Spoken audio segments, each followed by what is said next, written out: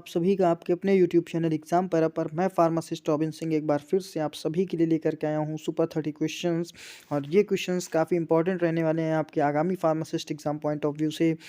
जो अभी आने वाली फार्मासिस्ट की भर्तियाँ हैं उनके लिए ये बहुत ज़्यादा इंपॉर्टेंट रहने वाले क्वेश्चन हैं। तो शुरू करेंगे हम अपना आज का सेशन। देखिए हमारा पहला क्वेश्चन क्या कह रहा है। काफ़ी अच्छे क्वेश्चन का कलेक्शन है दोस्तों, बिल्कुल ऐसे क्वेश्चंस हैं जो किसी न किसी एग्जाम में आए हुए हैं। सीधे सीधे ये मान लीजिए आप सेट पेपर आपको करवाया जा रहा है। Toxic material used in adulteration of asafoetida. Asafoetida मतलब हींग। तो कह रहा है टॉक्सिक मटेरियल जो कि हींग में मिलावट के लिए इस्तेमाल किया जाता है और टॉक्सिक भी होता है, विषैला भी होता है, तो वो क्या आ जाएगा आप बताएंगे limestone. Limestone is used as a toxic material in the adulteration of hing. हींग में जब मिलावट की जाती है तो टॉक्सिक मटेरियल मिला देते हैं लोग मिलावट करते समय, और वो टॉक्सिक मटेरियल क्या होता है, चूना पत्थर होता है, लाइम स्टोन होता है। बढ़ेंगे अगले क्वेश्चन की तरफ।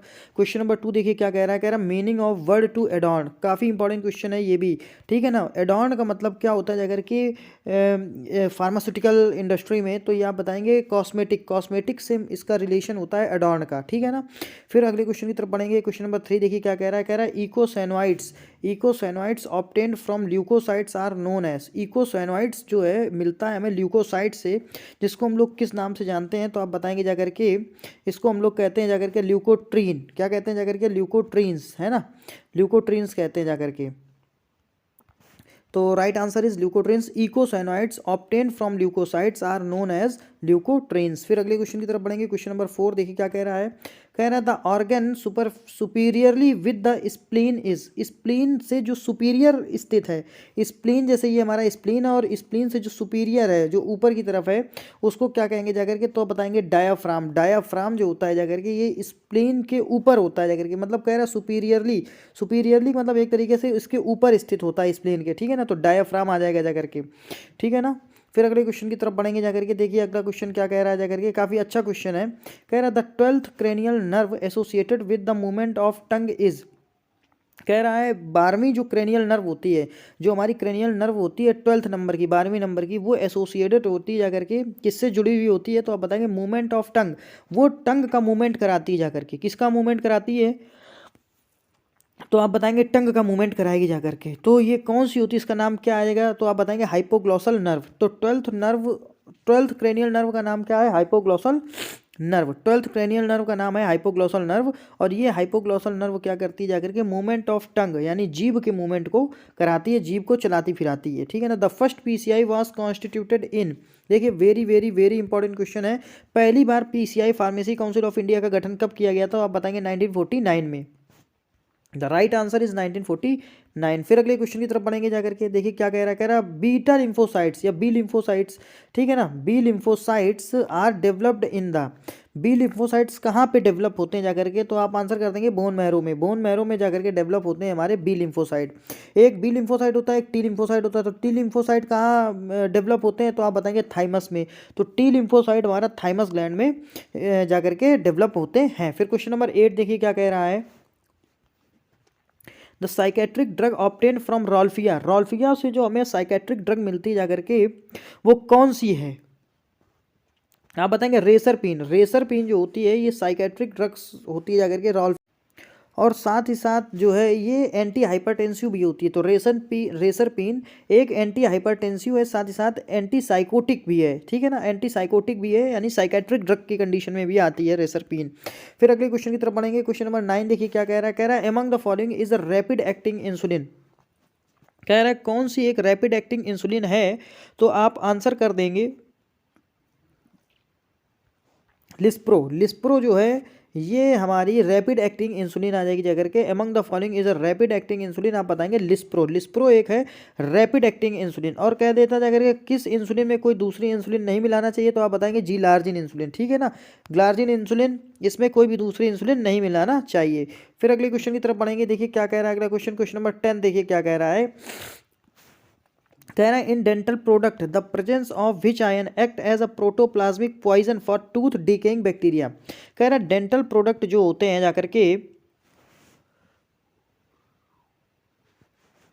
डेंटल प्रोडक्ट में कौन सा ऐसा आयन होता है जो प्रोटोप्लाज्मिक पॉइजन की तरह काम करता है, जो टूथ डिकेइंग बैक्टीरिया होते हैं, ऐसे बैक्टीरिया जो टूथ सरफेस यानी दांतों के सरफेस को नुकसान पहुंचाते हैं, उनके लिए एक तरीके से पॉइजन के रूप में काम करेगा। तो ये आ जाएगा फ्लोराइड। फ्लोराइड एक ऐसा आयन है जो पॉइजन की तरह काम करता है टूथ डिकेइंग बैक्टीरिया के लिए। ऐसे बैक्टीरिया जो टूथ यानी दांतों में गड़बड़ी कर रहे हैं, दांतों को कमजोर करते हैं, ऐसे बैक्टीरिया के लिए फ्लोराइड जो है पॉइजन की तरह काम करता है और ऐसे बैक्टीरिया को किल कर देता है।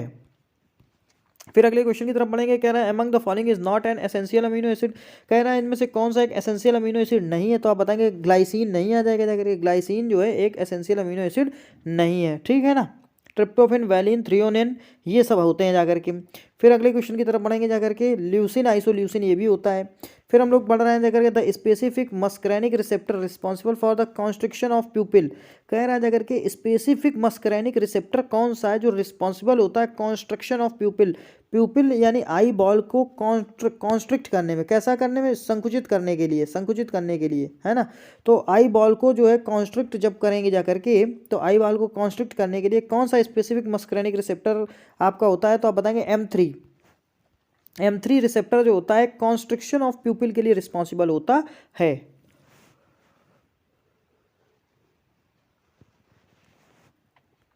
फिर अगले क्वेश्चन की तरफ बढ़ेंगे। क्वेश्चन नंबर 13 देखिए क्या कह रहा है। कह रहा है among the drugs clinically important drug interaction due to narrow safety margin. कह रहा है जाकर के कौन सा ड्रग ऐसी है जो clinically important drug interaction, clinically जो हो जाता है इंपॉर्टेंट हो जाता है ये ड्रग इंटरेक्शन, क्योंकि यहाँ पे नैरो सेफ्टी मार्जिन हो जाता है, सेफ्टी का जो मार्जिन है वो बहुत ही कम हो जाता है जाकर के। अगर ये मेडिसिन आपस में इंटरेक्ट हो गई तो आ जाएगा डिजॉक्सिन। डिजॉक्सिन जो है एक ऐसी मेडिसिन है जो किसी दूसरी मेडिसिन के साथ अगर इंटरेक्ट करती है तो वहाँ पे सेफ्टी मार्जिन जो है इसका कम हो जाता है, सेफ्टी मार्जिन नैरो हो जाएगा, ठीक है ना।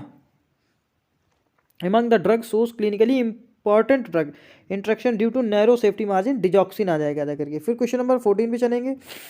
काफ़ी अच्छा क्वेश्चन है, देखिए क्या कह रहा है। Among the following working group established in 1972 has recommended the need of bedside service to the public health. कह रहा है इनमें से कौन सा एक वर्किंग ग्रुप ऐसा है जो इस्टेब्लिश हुआ है 1972 में, जो कि रिकमेंड किया जाता है need of bed side service के लिए पब्लिक हेल्थ में, ठीक है ना। पब्लिक हेल्थ की बेड साइड सर्विस के लिए जो है इसकी ज़रूरत पड़ती है, रिकमेंड किया जाता है, 1972 में बना था जाकर के। तो ये आ जाएगा नोएल हाल वर्किंग ग्रुप। कौन सा आ जाएगा, नोएल हाल वर्किंग ग्रुप। फिर बढ़ेंगे अगले क्वेश्चन की तरफ। देखिए क्वेश्चन नंबर 15 क्या कह रहा है। कह रहा है drug among the following is a first generation amino alkyl ether anti histaminic. क्या कह रहा है, फर्स्ट जनरेशन। आपको यहाँ पे केवल ये पकड़ना है कि ये फर्स्ट जनरेशन होना चाहिए और एंटी हिस्टामिनिक होना चाहिए। तो बस अगर आपको क्लासिफिकेशन याद है फर्स्ट जनरेशन का, तो डाइफेनहाइड्रामिन, हाइड्रोक्साजिन है ना, इस तरीके से जो है होते हैं जाकर के एंटी हिस्टामिनिक में। तो यहीं से उसका आप उठा लेंगे, डाइफेनहाइड्रामिन आ जाएगा जाकर के। डाइफेनहाइड्रामिन फर्स्ट जनरेशन होता है amino alkyl ether anti histaminic होता है, ठीक है ना। फिर अगले क्वेश्चन की तरफ बढ़ेंगे। तो यहाँ पे क्या हुआ, drug among the following is a first generation amino alkyl ether anti histaminic diphenhydramine. फिर अगले क्वेश्चन की तरफ बढ़ेंगे, क्वेश्चन नंबर 16। उसके पहले दोस्तों अगर आपको ये वीडियो अच्छा लग रहा हो तो प्लीज़ हमारे इस चैनल एग्जाम पैरा को सब्सक्राइब करें, वीडियो को लाइक करें और अपने दोस्तों तक शेयर करें। हम आपके लिए इसी तरीके से जो इंपॉर्टेंट क्वेश्चन का कलेक्शन है वो लाते रहेंगे। करना आपको इतना है कि वीडियो को लाइक करना है, चैनल को सब्सक्राइब करना है और अपने दोस्तों तक शेयर करना है। बढ़ेंगे अगले क्वेश्चन की तरफ।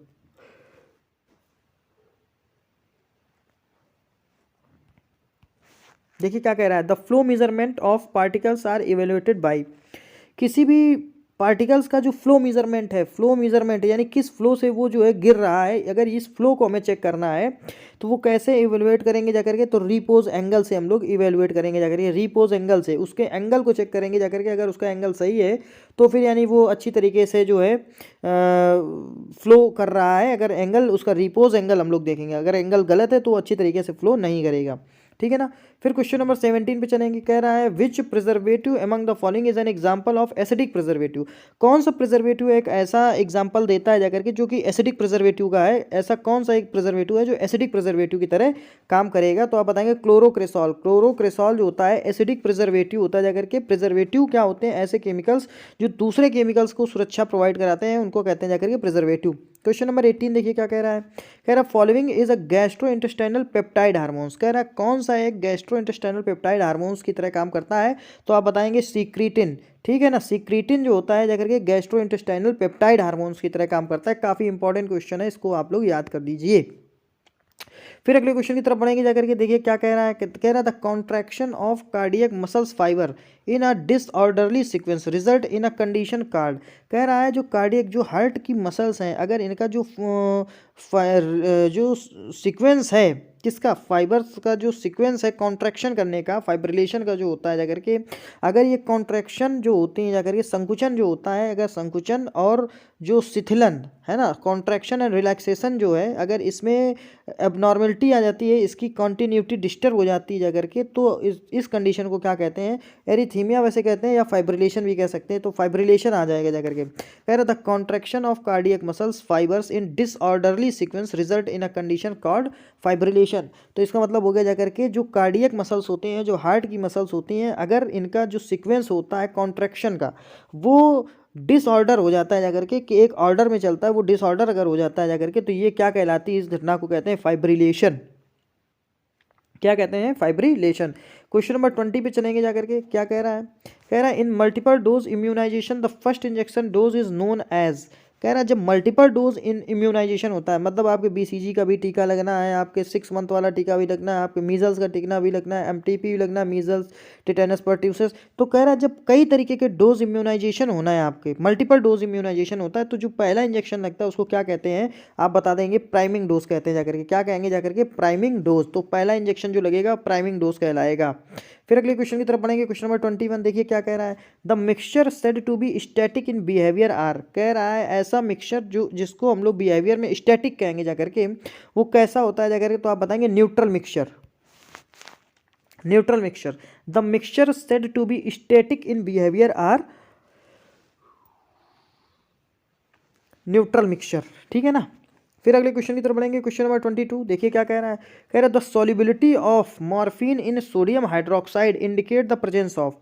कह रहा है अगर मॉर्फिन जो है वो घुल जाता है सोडियम हाइड्रोक्साइड में, NaOH में अगर घुल जाता है, तो इसका मतलब क्या है, तो आप बताएंगे इसका मतलब क्या है। मॉर्फिन अगर सोडियम हाइड्रोक्साइड में घुल जाएगा तो इसका मतलब क्या होगा, किसकी प्रेजेंस की बात हो रही है, फेनॉल। इसका मतलब क्या है कि यहाँ पे फेनॉल प्रेजेंट है, किसमें, किसमें, यहाँ पे इस पूरे प्रोसेस में फिनॉल प्रेजेंट हो जाएगा जाकर के। यानी the solubility of morphine in sodium hydroxide, sodium hydroxide में अगर मॉर्फिन घुल रहा है तो इसका मतलब क्या है कि फिनॉल जो है इसमें उपस्थित है।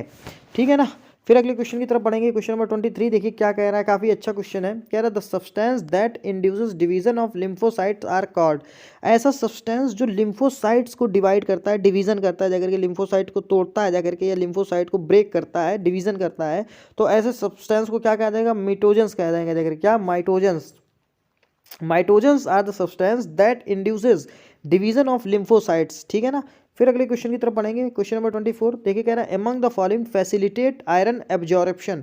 कह रहा है इनमें से कौन सा फैसिलिटेट यानी फैसिलिटी प्रोवाइड करवाता है आयरन के एब्जॉर्प्शन में, आयरन के एब्जॉर्प्शन को और अच्छी तरीके से करता है, तो आप बताएंगे विटामिन C होता है जाकर के, जिसको कहा जाता है एस्कॉर्बिक एसिड। तो एस्कॉर्बिक एसिड फैसिलिटेट करता है आयरन का एब्जॉर्प्शन, यानी आयरन का एब्जॉर्प्शन और आसानी से और अच्छी तरीके से करवाता है कौन, एस्कॉर्बिक एसिड। ठीक है ना। हमेशा याद रखना, कभी भी अगर आप किसी को आयरन दे रहे हैं और आप चाहते हैं कि वो आयरन पूरा एब्जॉर्ब हो, तो उसको विटामिन C भी दीजिए आप। ठीक है ना, तो वो पूरा आयरन एब्जॉर्ब होगा अच्छे तरीके से। कह रहा following B complex vitamin is a hematopoietic vitamin.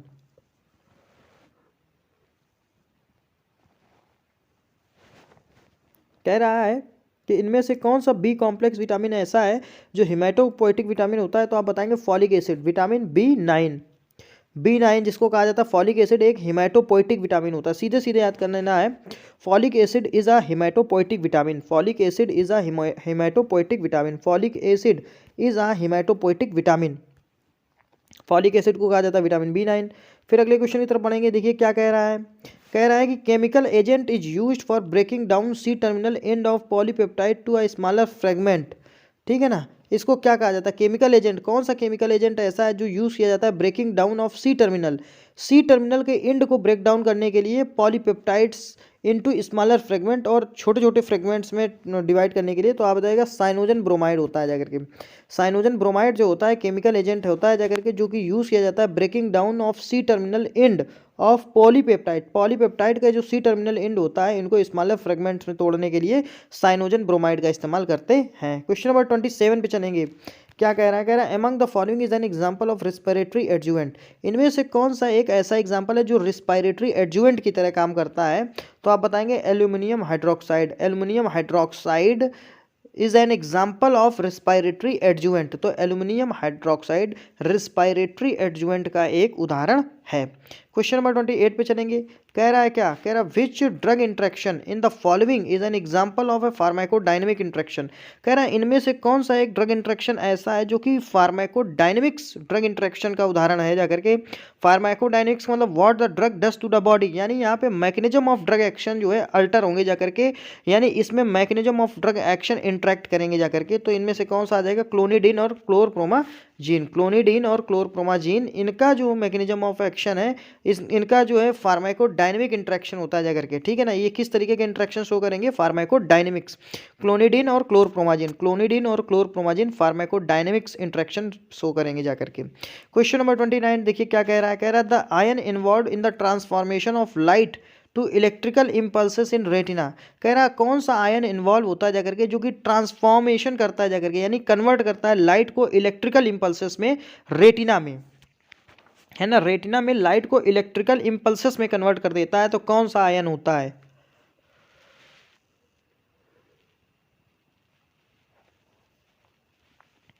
आप बताएंगे जाकर के। यहाँ पे देखिए कैल्शियम। कैल्शियम आयन एक ऐसा आयन होता है जाकर के जो ट्रांसफॉर्मेशन यानी चेंज करता है जाकर के लाइट को इलेक्ट्रिकल इम्पल्सेस में रेटिना में, जो प्रकाश होता है उसको इलेक्ट्रिकल इम्पल्स में कन्वर्ट कर देता है हमारा कैल्शियम। फिर अगले क्वेश्चन की तरफ बढ़ेंगे। क्वेश्चन नंबर 30 देखिए क्या कह रहा है, काफी अच्छा क्वेश्चन है। The surfactant used as a wetting agent in oral suspension. कह रहा है ओरल जो सस्पेंशन हम लोग बनाते हैं उसमें कौन सा सर्फेक्टेंट डालते हैं जो कि वेटिंग एजेंट की तरह भी इस्तेमाल होता है जाकर के। तो आप बताएंगे जाकर के पॉलीसॉर्बेट। क्या बताएंगे जाकर के? Polysorbate. The surfactant used as a wetting agent in oral suspension, ऐसा सर्फेक्टेंट जो कि इस्तेमाल होता है वेटिंग एजेंट की तरह ओरल सस्पेंशन में, तो वो आ जाएगा पॉलीसॉर्बेट, ठीक है ना। तो दोस्तों ये थे हमारे आज के 30 क्वेश्चन। अगर आपको ये क्वेश्चन अच्छे लगे तो प्लीज़ हमारे इस चैनल एग्जाम पैरा को सब्सक्राइब करें, वीडियो को लाइक करें और अपने दोस्त तक जरूर शेयर करें। हम आपके लिए इसी तरीके से जो इंपॉर्टेंट क्वेश्चन का कनेक्शन है वो लाते रहेंगे। करना आपको इतना है कि चैनल को सब्सक्राइब करना है, वीडियो को लाइक करना है और अपने दोस्त तक शेयर करना है। Thanks for watching the video. Thank you so much.